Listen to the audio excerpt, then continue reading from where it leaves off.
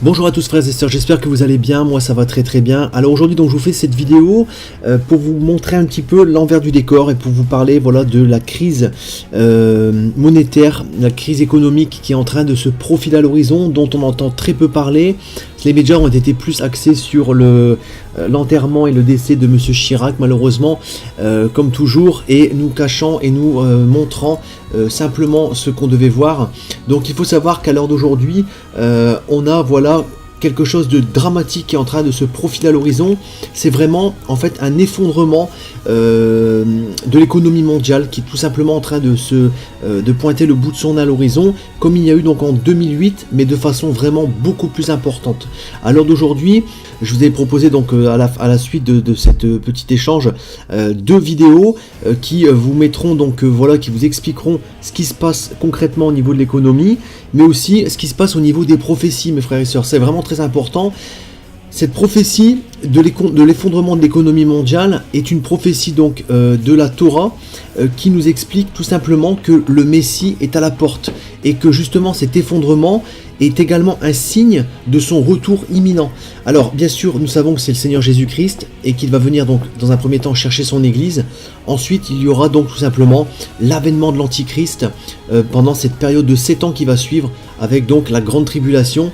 Nous ne serons plus là bien sûr, mais cet enchaînement de douleurs et de catastrophes qui se passera donc pendant une durée de 7 ans est en train de vraiment se profiler à l'horizon.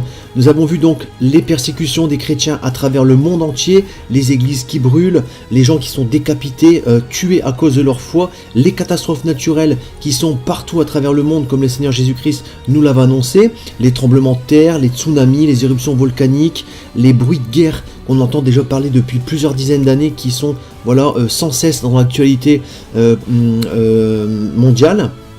Mais aussi là, à l'heure d'aujourd'hui, donc cet effondrement mondial de l'économie qui va mettre en place tout simplement, on le voit donc dans Apocalypse chapitre 17, une Europe qui va tout simplement devoir se souder et il y aura donc une émergence de 10 rois. Ces 10 rois seront tout simplement donc 10 royaumes, avec bien sûr à leur tête une superpuissance, comme on le voit donc dans Daniel chapitre 2 verset 33, donc cette alliance de l'Europe qui sera un mélange de fer et d'argile, donc l'argile étant les pays les plus fragilisés comme la France, comme l'Espagne, comme la Grèce, on l'a vu, qui sont vraiment très fragilisés, mais nous avons aussi le fer qui est l'Allemagne qui va venir diriger ce noyau, et cette Allemagne sera donc, on le voit sur leur capitale à l'heure d'aujourd'hui, c'est un pays qui est vraiment sans cesse développement, qui produit des bénéfices énormes par rapport aux autres pays de l'Union européenne.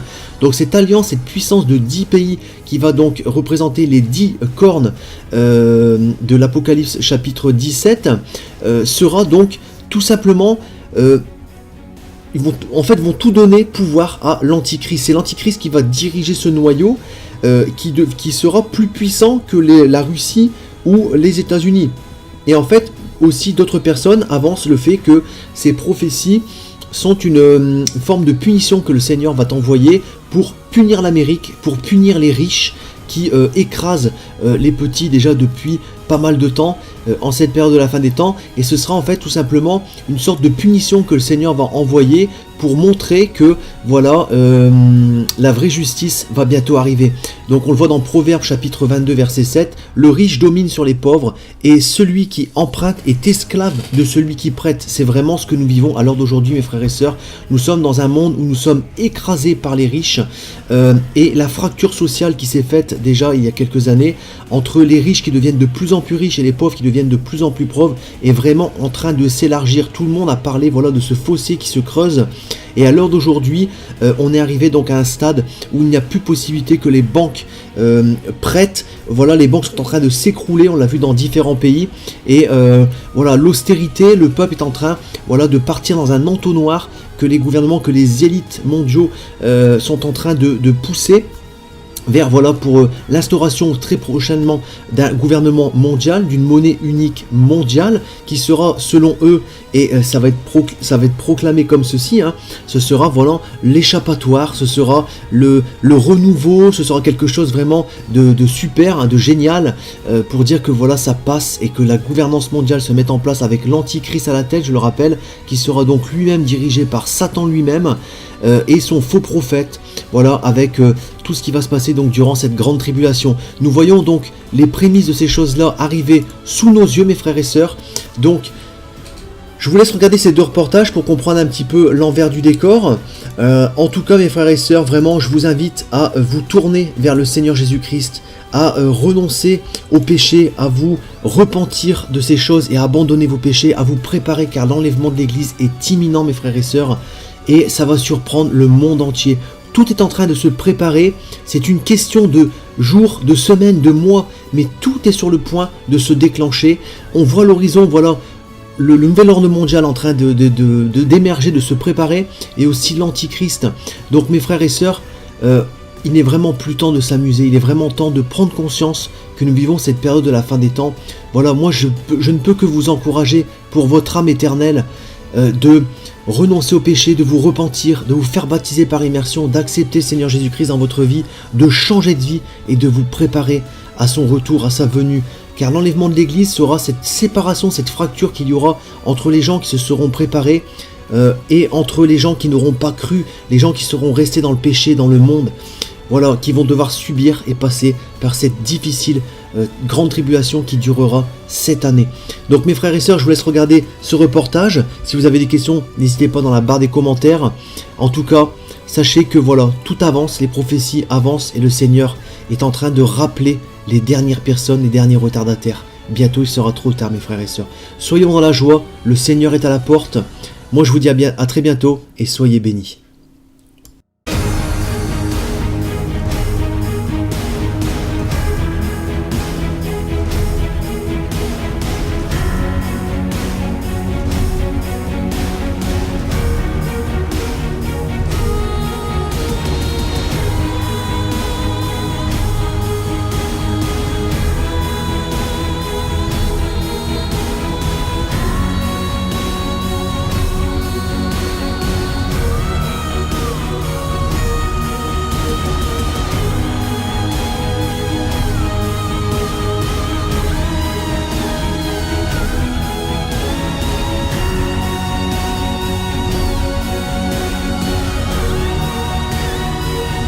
Si les usines fonctionnent, si tout fonctionne, si la matière grise est là, si l'argent est là, si les machines sont là, comment se fait-il que l'économie s'écroule? Comment c'est possible? Nos maîtres avaient déjà prévu ça il y a plus de 2000 ans. Ils décrivent une chose impossible à comprendre dans les systèmes économiques de l'époque.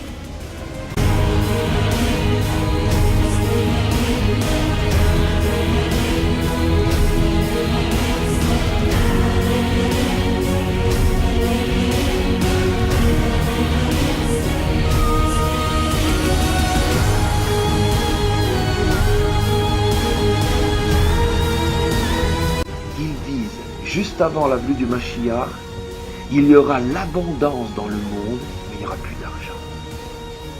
Aucun système économique, surtout il y a 2000 ans, peut prévoir, prédire, comprendre comment est-il possible qu'il y ait une abondance, il y a un surplus de nourriture, un surplus de biens, et il n'y a plus d'argent. La monnaie s'est écroulée. Nos maîtres l'ont prédu, c'est ce qui se passe aujourd'hui dans le monde entier. On ne sait plus quoi faire de nos biens, mais il n'y a plus d'argent. L'argent ne vaut plus rien.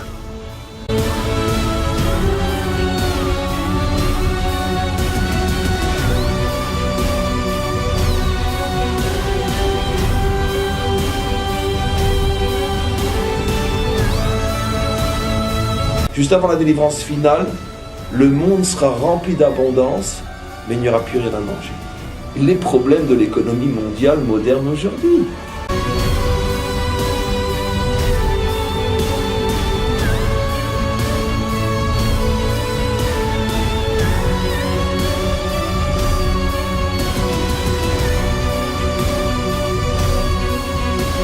C'est pas un problème de production, c'est pas un problème d'usine, c'est pas un problème de biens, c'est pas un problème de main-d'œuvre, c'est pas un problème de génie. Mais l'économie s'est mise dans une situation où elle s'autodétruit. On a vu la dernière crise aux États-Unis. Elle est explicable que par une seule et unique réponse, c'est le système qui s'autodétruit, précisément quand il marche au mieux.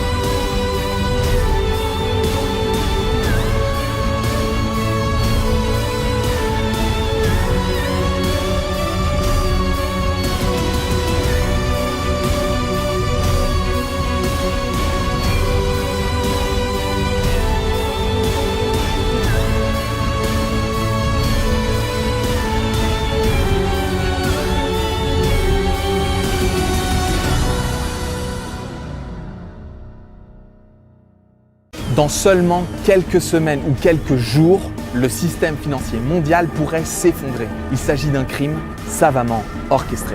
La finance états-unienne est actuellement frappée par ce qu'on appelle un credit crunch, c'est-à-dire que les banques privées manquent de fric, d'argent pour fonctionner au quotidien.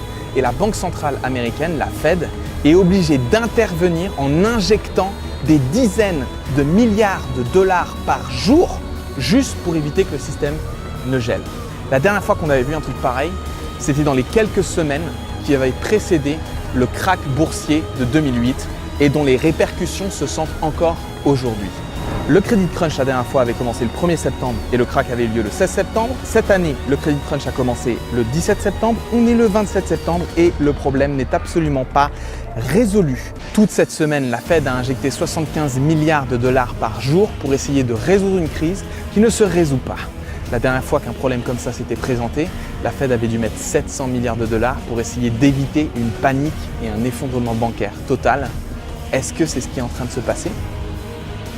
La JP Morgan à elle seule a pris un prêt de 52 milliards de liquidités dans les 3 derniers jours depuis mardi. Et attachez-vous bien, cela représente 22% de la valeur de la banque.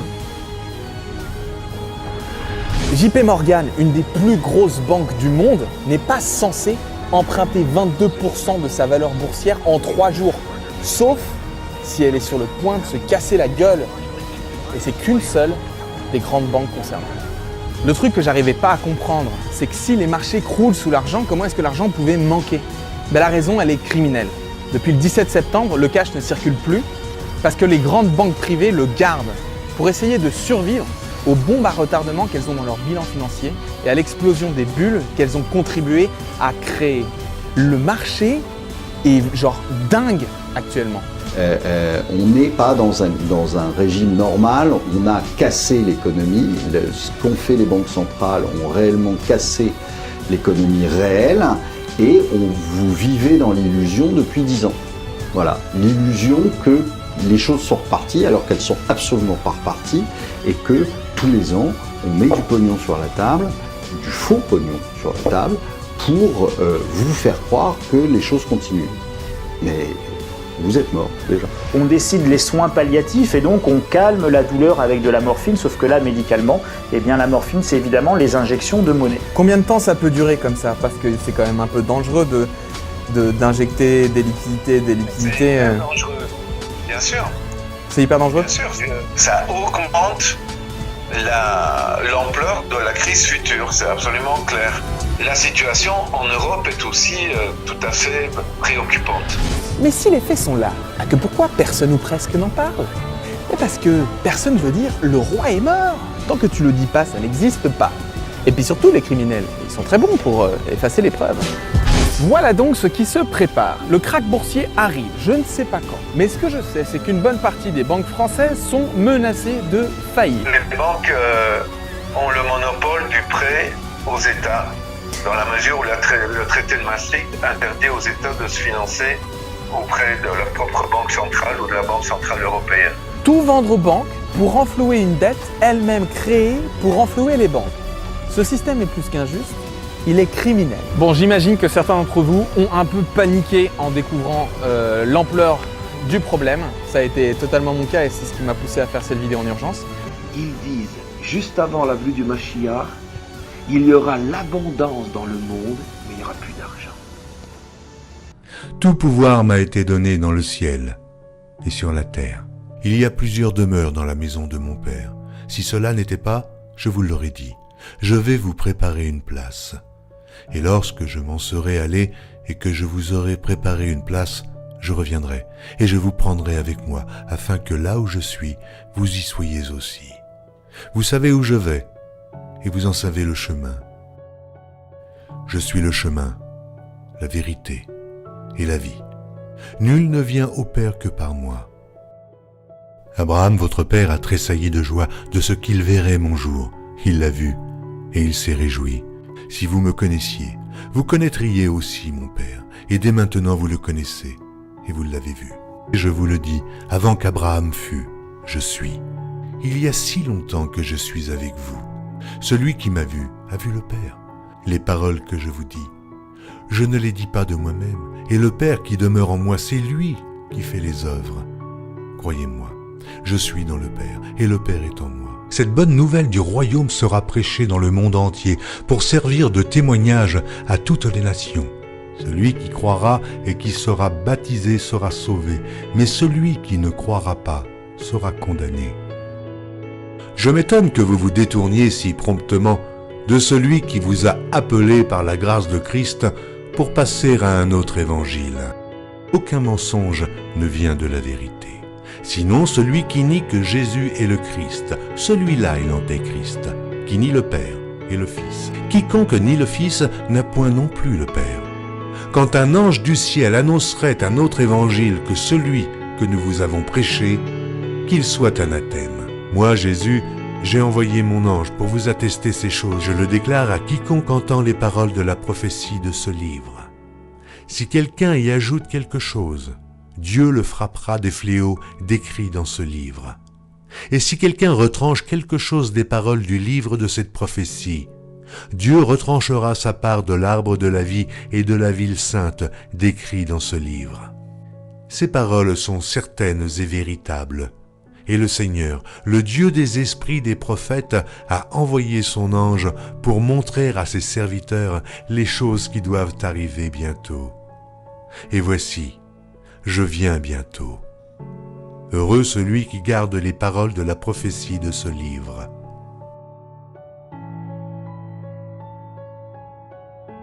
Voici, il vient avec les nuées, et tout œil le verra, même ceux qui l'ont percé. Et toutes les tribus de la terre se lamenteront à cause de lui. Oui. Amen. Je suis le rejeton et la postérité de David, l'étoile brillante du matin. Je suis l'alpha et l'oméga, dit le Seigneur Dieu, celui qui est, qui était et qui vient, le Tout-Puissant, le premier et le dernier, le commencement et la fin. Que la grâce du Seigneur Jésus soit avec tous. Moi, Jésus, je viens bientôt. Vous êtes d'en bas, moi je suis d'en haut. C'est pourquoi je vous ai dit que vous mourrez dans vos péchés. Car si vous ne croyez pas ce que je suis, vous mourrez dans vos péchés.